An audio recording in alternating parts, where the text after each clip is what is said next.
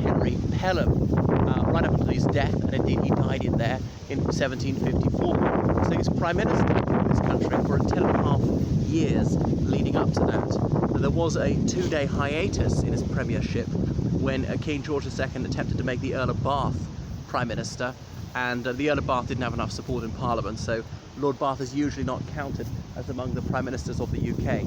So Henry Pelham is notable for a number of reasons, as well as one of the longest serving Prime Ministers, the second longest serving in the 18th century, the very longest serving being the first Prime Minister, Sir Robert Walpole, who was Prime Minister for 21 unbroken years.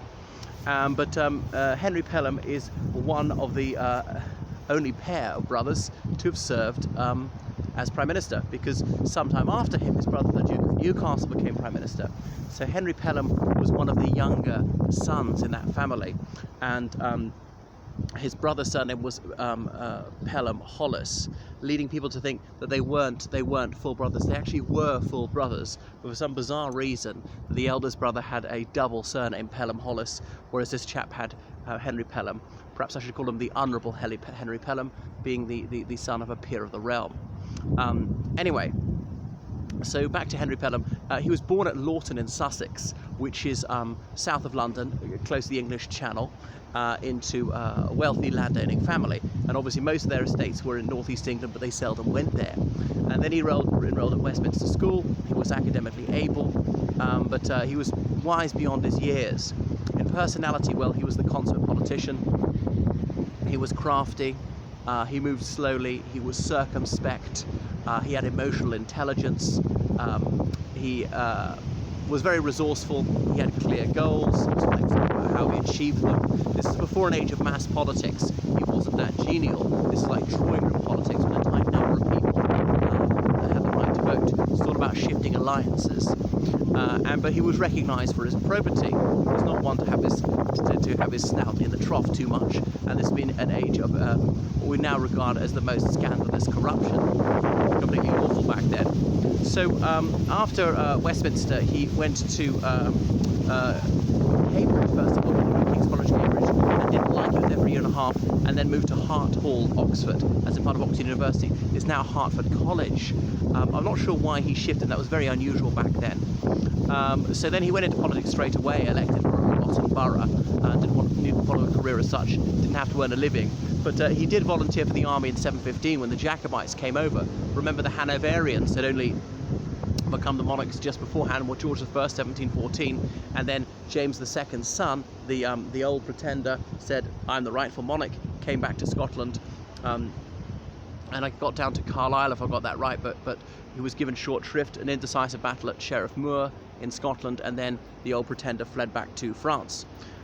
So I should have said that Pelham, he was brought up in the Church of England and remained a communicant all his life, although he was not zealous about his faith. So he later married Lady Catherine Manners. They had 4 daughters and no sons. Anyway, he held various cabinet positions under Sir Robert Walpole, who was a great admirer of his, and then he became Prime Minister himself in 1743. So it was after the Earl of Wilmington. You may know Wilmington in, I think it's North Carolina, it's named after Lord Wilmington. And Pelham served as his own Chancellor of the Exchequer, as in Finance Minister. So the War of Austrian Succession was going on 1740 to 1748. It was all about the pragmatic sanction. Could Maria Theresa inherit the crown, as in she's to be Holy Roman Empress? No woman was allowed to do it, but the pragmatic sanction saying she could be allowed to do it because the Holy Roman Empire was so mighty. That's why coins which were struck with her image thereupon, Maria Theresa's, were accepted as currency. Well, in much of the European and near European world. In the Middle East, for example, I remember finding Maria Theresa coins in Saudi Arabia when I was little. Anyway, there was this complex series of alliances for and against her claim and the other people who want to be Holy Roman Emperor. I can't even remember which side the United Kingdom was on. There seemed that there was no great moral principle at stake, but obviously it was very costly. The military budget ballooned to £12 million. I know that would be chump change for a government these days, but that was a ruinous sum back then. But anyway, eventually the United Kingdom emerged victorious.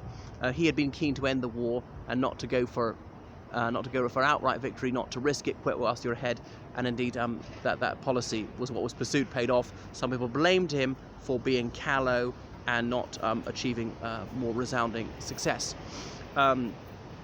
Goodness, so he is a good manager of his party, had good relations with King George II, had a bad relationship with Frederick the Prince of Wales, and Frederick the Prince of Wales and his father, George II, fell out and openly loathed each other, and so the Prince of Wales was siding with the Tories, the party opposite. So what was going to happen if George II died, then Henry Pelham would be out and the other chap would be in. But during what was really difficult for Henry Pelham during his premiership was 1745, that July, the 7 men of Moidart. The young pretender landed 30 years after his father had landed on the western coast of Scotland. So he'd grown up in Italy and France, spoke mainly Italian, spoke French to his officers. So he was coming back to claim the crown for his side. The Jacobites rose in Scotland, and they quickly seized control of much of Scotland, but they never managed to take Edinburgh Castle. The Battle of Press and Pans, when Sir John Cope led his forces up there to defeat the Jacobites, and was surprised at night and absolutely trounced. So the Jacobites marched into Scotland. Because of the War of Austrian Succession, most of the British army was overseas, is fighting on the continent, and Henry Pelham had to order them back as quickly as possible. I shan't tell the whole story of the Jacobite rebellion, but he was not thought to be a valiant man, despite having served in the army himself. And so Bonnie Prince Charlie and his military commander, Lord George Murray, had their men force march deep into England, got to Derby, only 130 miles from London, and by some fancy footwork kept evading the forces that coming against them under the Duke of Cumberland. That was one of George II's younger sons, but eventually they were heavily outnumbered, about 4 to 1, lightly armed, had very few cavalry, whereas the British army had artillery, plenty of cavalry. They all had muskets. So the Jacobites retreated to North Britain, where eventually they were really resoundingly crushed at the Battle of Culloden Moor in April 1746. So that was a success for him. But the Duke of Cumberland was thought to have been brutal, like giving no thought to killing soldiers, I think some civilians too. So scorned as Butcher Cumberland. Nevertheless, Handel dedicated Judas Maccabeus to him. That's why there's that song. See the conquering hero comes, see the godlike youth advance, I can't whatever, to something something, lead the dance, sound the trumpet, beat the drum, and all the rest of it.